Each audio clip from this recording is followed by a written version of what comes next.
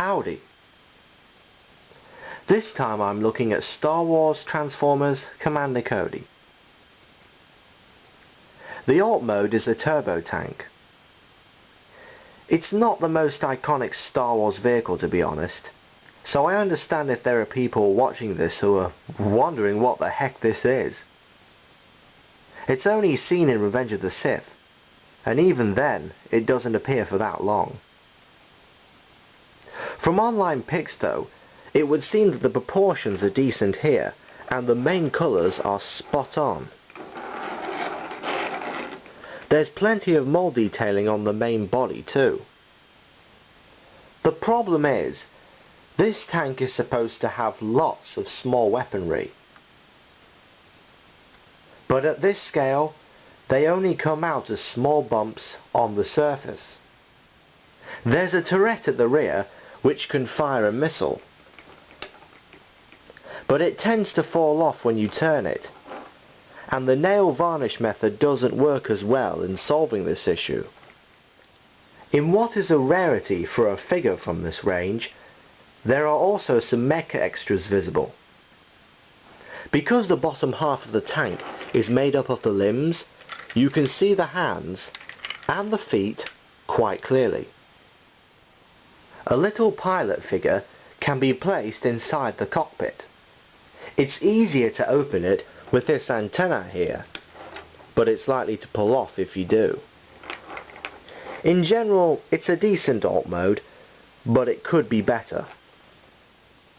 The transformation is partly shell former in how the body of the mech mode is concealed within kibble made up from the top half of the tank.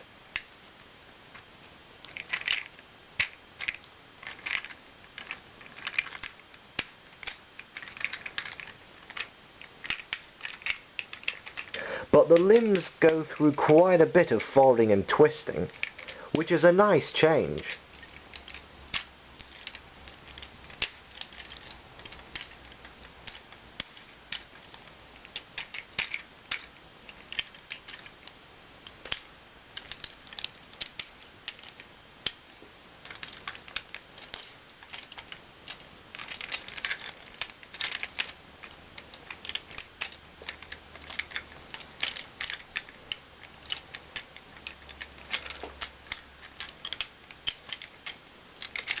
The pilot figure can remain inside the cockpit.